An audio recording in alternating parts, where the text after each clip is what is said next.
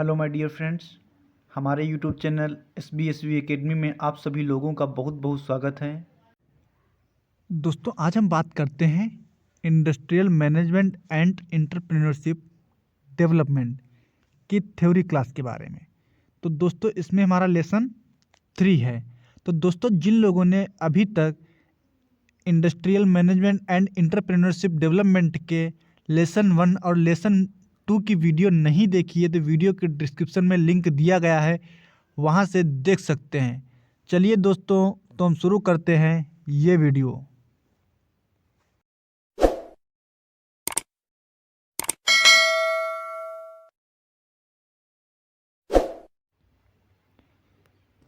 दोस्तों आज हमारा लेसन 3 है प्रोजेक्ट रिपोर्ट तैयार करना। दोस्तों इस लेसन में हम आपको प्रोजेक्ट की रिपोर्ट तैयार करने के बारे में बताएंगे। तो दोस्तों सबसे पहले हेडिंग हमारी है प्रोजेक्ट रिपोर्ट तथा उसकी उपयोगिता। दोस्तों इसमें कहा गया है एक प्रोजेक्ट रिपोर्ट में उद्यमी की सामान्य से सामान्य बात से लेकर अति विशिष्ट विषयों पर विस्तृत अध्ययन सम्मिलित होता है। दोस्तों इसमें कहा गया एक प्रोजेक्ट रिपोर्ट में उद्यमी की सामान्य से सामान्य बात से लेकर अति विशिष्ट विषयों पर विस्तृत अध्ययन सम्मिलित होता है। इसमें दोस्तों आगे कहा गया है उद्यमी की शैक्षिक एवं तकनीकी योग्यता, उसका पूर्व अनुभव, उसका आत्मविश्वास, सामर्थ्य एवं ज्ञान, बाजार में उत्पादन की मांग तथा उस मांग को पूरा करने वाली वर्तमान कंपनियां, आवश्यक तकनीकी जानकारी, प्लांट तथा मशीनरी, उत्पादन की कीमत, शुद्ध लाभ तथा वित्तीय जानकारियाँ आदि सभी प्रोजेक्ट का एक अंग होती हैं। दोस्तों इसमें कहा गया है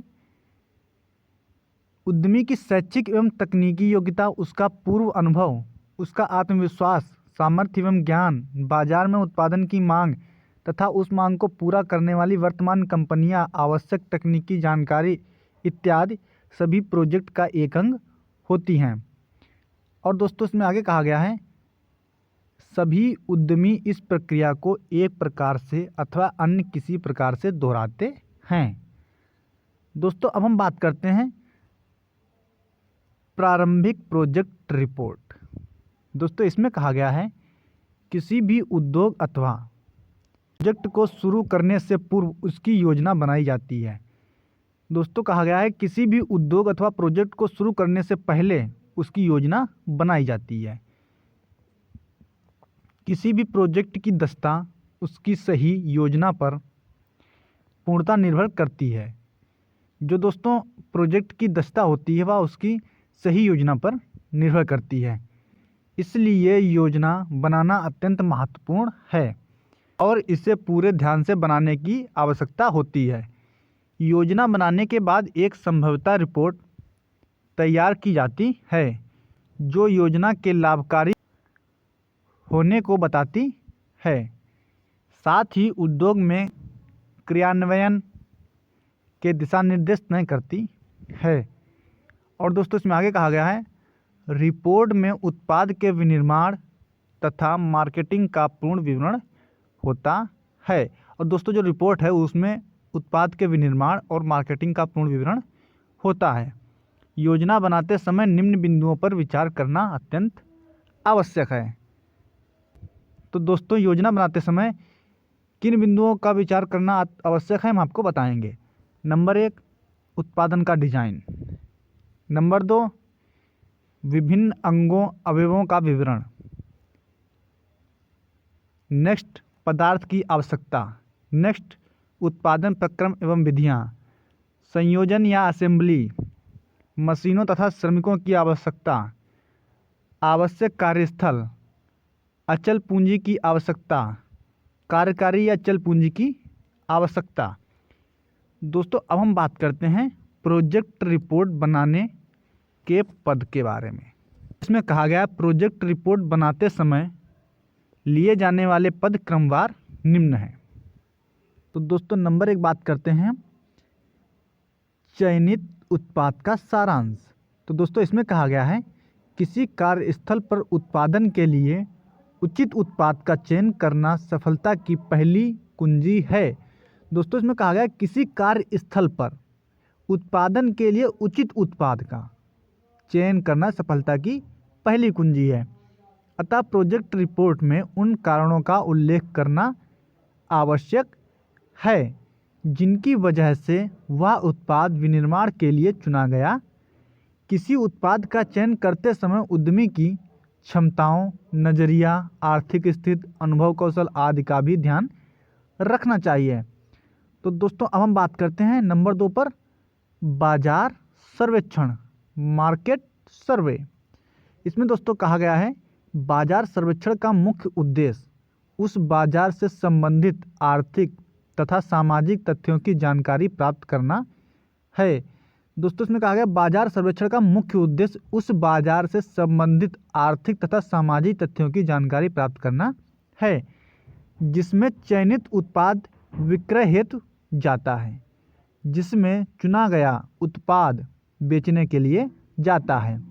बाजार सर्वेक्षण से ही उत्पाद का डिजाइन तथा मूल्य तय करने में मदद मिलती है। उद्यम का आकार तथा प्रकार कैसा होगा इस बात पर निर्भर करेगा कि बाजार में उत्पाद की मांग कितनी है और कैसी है। दोस्तों इसमें कहा गया है उद्यम का आकार तथा प्रकार कैसा होगा, यह इस बात पर निर्भर करता है कि बाजार में उत्पाद की मांग कितनी है और कैसी है। क्या यह मांग लगातार बनी रहेगी अथवा रुक रुक कर होगी। इसके कारण ही यह भी देखना होगा कि उत्पाद के कुछ अंशों का विनिर्माण करना उचित होगा अथवा इन्हें सहायक उद्यम से क्रय करके प्रयोग में लाना श्रेयकर होगा। दोस्तों अब हम बात करते हैं तकनीकी अध्ययन के बारे में, टेक्निकल स्टडी। इसमें दोस्तों कहा गया है तकनीकी अध्ययन के अंतर्गत सर्वप्रथम पद डिजाइन तथा ड्राइंग का है, जिसमें विनिर्माण किए जाने वाले उत्पाद का पहले अभिकल्पन किया जाता है और फिर सभी प्रकार के अलाउंस को शामिल करते हुए उसकी ड्राइंग बनाई जाती है। तो दोस्तों ये तो हो गया हमारा टेक्निकल स्टडी। अब हम नंबर 4 बात करते हैं गुणवत्ता नियंत्रण, क्वालिटी कंट्रोल। इसमें दोस्तों कहा गया है गुणवत्ता का सीधा संबंध उपभोक्ता की आवश्यकता तथा अपेक्षाओं से होता है। दोस्तों जो क्वालिटी कंट्रोल है उसका सीधा संबंध उपभोक्ता की आवश्यकता तथा अपेक्षाओं से होता है। गुणवत्ता बढ़ाने के साथ साथ उत्पादन लागत भी बढ़ती है, अतः उत्पाद का अभिकल्पन करते समय ही उत्पाद की गुणवत्ता का भी निर्धारण कर लिया जाता है और उसके अनुरूप ही लागत का निर्धारण भी करते हैं। इसमें ISI मानकों का प्रयोग भी श्रेयकर होता है। दोस्तों अब हम बात करते हैं नंबर 5 लागत आगणन, कॉस्ट एनालिसिस। इसमें कहा गया है किसी उत्पाद की कुल लागत निम्न व्यय को एक निश्चित समय के लिए आगमन करके तथा जोड़कर प्राप्त की जाती है। तो दोस्तों इसमें बात करते हैं नंबर 1 पदार्थ लागत, श्रम लागत, फैक्ट्री लागत, प्रशासनिक खर्चे, विक्रय खर्चे तथा वितरण खर्चे। अब हम दोस्तों नीचे बात करते हैं नंबर 6 पर बजट बनाना। इसमें कहा गया है पिछले अनुभवों तथा बाजार के रुझानों को देखते हुए भविष्य की एक निश्चित अवधि के लिए पूर्व नियोजन करना तथा भविष्यवाणी करना ही बजट बनाना कहलाता है। और नीचे कहा गया है बजट भविष्य में कार्यकारी पूंजी, पदार्थ, श्रम तथा उत्पादन आदि के होने वाले प्रयोग तथा संभावित परिणामों का एक प्रोग्राम है जिसको नियोजन विभाग तैयार करता है। बजट कई प्रकार का हो सकता है, जैसे मुख्य बजट, बिक्री बजट, उत्पादन बजट, वित्तीय बजट तथा पदार्थ बजट आदि। दोस्तों अब हम बात करते हैं नंबर 7 पर वित्त व्यवस्था। इसमें दोस्तों कहा गया है क्रांतिक संभाव्यता रिपोर्ट की मदद से किसी उद्यम को प्रारंभ करने के लिए कुल आवश्यक निवेश का आकलन किया जा सकता है। इसके बाद उद्यमी यह तय करता है कि वह समस्त निवेश अपने स्रोतों से जुटा सकता है अथवा वित्त का कुछ बाह्य वित्तीय संस्थाओं या अन्य साधनों से जुटाना होगा। अब दोस्तों हम बात करते हैं नंबर 8, संभाव्यता पर क्रांति, क्रिटिकल रिपोर्ट ऑफ फिजिबिलिटी। इसमें कहा गया है अंत में ऊपर दिए गए सभी तथ्यों को शामिल करते हुए एक रिपोर्ट तैयार की जाती है के आधार पर यह तय किया जाता है कि किए गए विनिवेश पर वित्त वापसी की सामान्य दर क्या होगी। साथ ही यह भी तय किया जाता है कि यदि वित्त वापसी की यह दर अपनाए जा सकने वाले किसी अन्य प्रोजेक्ट को वित्त वापसी की दर से कम तो नहीं है। अगर ऐसा हो तो हम प्रोजेक्ट के दूसरे विकल्पों पर भी विचार करते हैं। दोस्तों अब हम बात करते हैं प्रोजेक्ट रिपोर्ट निर्माण में सामान्य त्रुटि, common errors in project report preparation. दोस्तों इसमें कहा गया है प्रोजेक्ट रिपोर्ट एक महत्वपूर्ण अभिलेख है जिसको बनाते समय विशेष ध्यान देने की आवश्यकता होती है।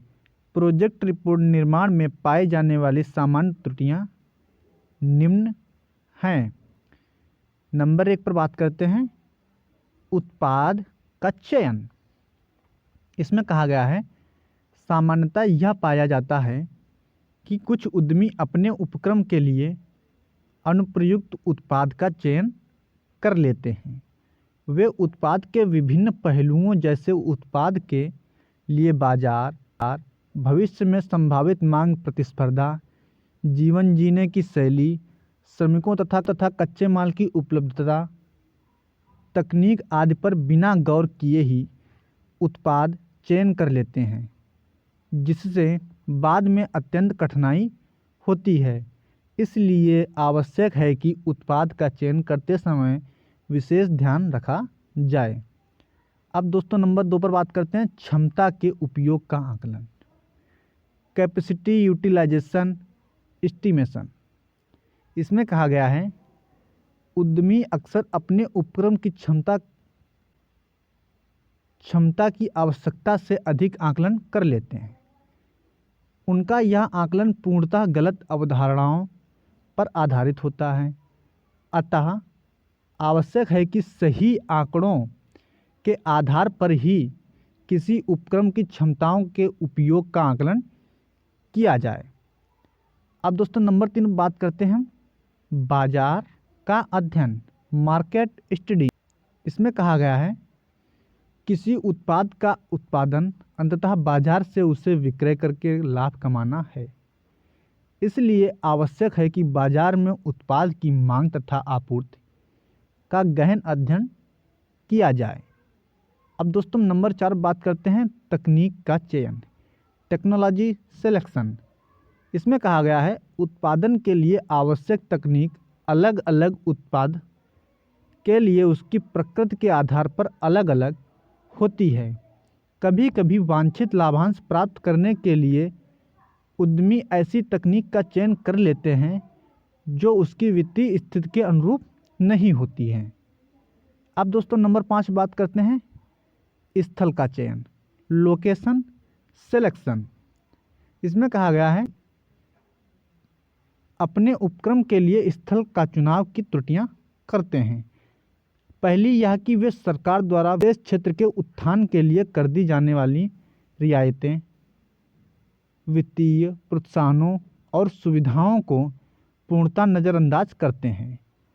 इससे उसका उपक्रम अधिक खर्चीला तो हो ही जाता है, साथ ही स्थान विशेष को दी जाने वाली सरकारी सुविधाओं, श्रम शक्ति, कच्चे माल की उपलब्धता आदि से वंचित हो जाता है। अब दोस्तों हम बात करते हैं स्वामित्व के प्रकार का चयन, सिलेक्शन ऑफ ओनरशिप फॉर्म। इसमें कहा गया है बहुत से उपक्रम केवल इस कारण असफल हो जाते हैं क्योंकि उनके स्वामित्व का प्रकार उचित नहीं होता है। इसलिए यह आवश्यक है कि उपक्रम के आकार एवं प्रकार को दृष्टिगत रखते हुए ही उपक्रम के स्वामित्व का प्रकार तय किया जाना चाहिए। दोस्तों हम आगे बात करते हैं प्रोजेक्ट रिपोर्ट तैयार करना। दोस्तों इसमें कहा गया है किसी भी प्रकार के व्यापारिक अभियान के प्रारंभ में उसके उत्पाद, प्रतिस्पर्धा, वित्तीय स्रोत, मशीनरी तथा प्रस्तावित टर्नओवर की आवश्यक सूचनाएं प्रोजेक्ट रिपोर्ट के रूप में एकत्रित करना आवश्यक है।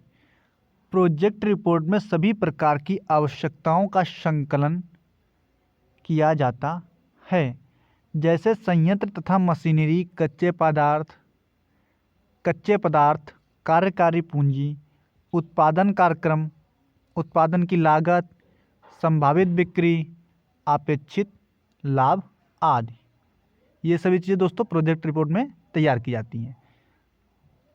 अब दोस्तों बात करते हैं प्रोजेक्ट प्रोफाइल के बारे में। इसमें कहा गया है प्रोजेक्ट प्रोफाइल लघु उद्योग क्षेत्र में विनिर्माण योग्य उत्पादों के विषय में कुछ आधारभूत आंकड़े प्रस्तुत करते हैं, जैसे उपलब्ध तकनीक, मार्केटिंग संभाव्यता, उत्पादन विवरण, विनिर्माण प्रक्रियाएं, कच्चे पदार्थों की आवश्यकता, कार्यकारी पूंजी, पूंजी निवेश, उत्पादन लागत आदि। सरलता के लिए कुछ प्रोजेक्ट प्रोफाइलों को 3 ग्रुपों में बांटा गया है। ग्रुप नंबर 1 यांत्रिक इंजीनियरिंग उद्योग, नंबर 2 केमिकल, फूड, ग्लास तथा ceramics, number 3 electrical, electronics, metallurgical, would हाजरी, लेदर तथा स्पोर्ट गुड्स। ये प्रोजेक्ट प्रोफाइल केवल मार्गदर्शक का कार्य करते हैं। अब दोस्तों हम बात करते हैं हेक्सा ब्लेड्स का प्रोजेक्ट प्रोफाइल। इसमें नंबर 1 पर बात करते हैं उत्पादन तथा इसका उपयोग। इसमें कहा गया है हेक्सा ब्लेड्स 2 प्रकार के होते हैं। एक प्रकार के ब्लेड्स हाथ द्वारा चलते हैं तथा दूसरे प्रकार के पावर द्वारा चलते हैं। इन्हें क्रमशः हैंड हेक्सा तथा पावर हेक्सा ब्लेड्स कहते हैं। इनका उपयोग इंजीनियरिंग उद्योग में व्यापक रूप से धातुओं को निश्चित साइज में काटने के लिए होता है। दोस्तों नंबर 2 पर बात करते हैं मार्केट संभाव्यता, मार्केट पोटेंशियल। इसमें कहा गया है हमारे देश में तेजी से हो रहे औद्योगिक विकास के फलस्वरूप अच्छे किस्म के हेक्सा ब्लेड्स की मांग में पर्याप्त वृद्धि हुई है। इंजीनियरिंग कार्यशालाओं में इस आइटम की लगातार मांग बनी रहती है, चाहे वह विनिर्माण कार्यशाला हो या मरम्मत का काम करने वाली कार्यशाला, सभी में इसकी आवश्यकता होती है। दोस्तों अब नंबर 3 बात करते हैं उत्पादन लक्ष्य। अब दोस्तों नंबर 3 बात करते हैं उत्पादन लक्ष्य, प्रोडक्शन टारगेट। इसमें कहा गया है यह स्कीम सामान्यतः 500 ग्रुस, 1 ग्रुस बराबर 144 पीस के बराबर होता है हैंड हेक्सा ब्लेड्स तथा 500 ग्रुस पावर हेक्सा ब्लेड्स प्रति वर्ष तैयार करने के लिए बनाई जाती है। अब दोस्तों आगे है नंबर 4 पर उत्पादन का विवरण तथा विनिर्माण की प्रक्रिया, production details and process of manufacture. इसमें कहा गया है हेक्सा ब्लेड्स के लिए आवश्यक कच्चा माल उच्च कार्बन इस्पात की पत्ती तथा उच्च गति इस्पात की निम्न टंगस्टन वाली होती है। यह मटेरियल एनिलन रूप में लिया जाता है, जिस पर स्वचालित मशीनों द्वारा दांतें काटे जाते हैं और दांतों को सेट किया जाता है। अब नंबर 5 बात करते हैं क्वालिटी कंट्रोल एंड स्टैंडर्ड्स, गुण नियंत्रण तथा मानक। भारतीय मानक संस्थान द्वारा इस उत्पाद की विशिष्टियाँ मानक संख्या IS 94/1963 द्वारा निर्धारित की गई। हेक्सा ब्लेड्स के लिए इसका अनुसरण किया जा सकता है। दोस्तों हमारा लास्ट पॉइंट है नंबर 6 भूमि तथा भवन। इसमें कहा गया है भवन का निर्मित क्षेत्रफल 200 वर्ग मीटर 2000 प्रतिमाह किराए की दर पर सर्वथा उचित हैं। तो दोस्तों ये तो हमारे हो गए हेक्साब्लेट्स का प्रोजेक्ट प्रोफाइल तैयार करने के लिए निम्न बिंदु। तो दोस्तों जिन लोगों ने अभी तक हमारे टेलीग्राम चैनल SBSV एकेडमी को ज्वाइन नहीं किया है तो वीडियो के डिस्क्रिप्शन में लिंक दिया गया, वहाँ से ज्वाइन कर सकते हैं।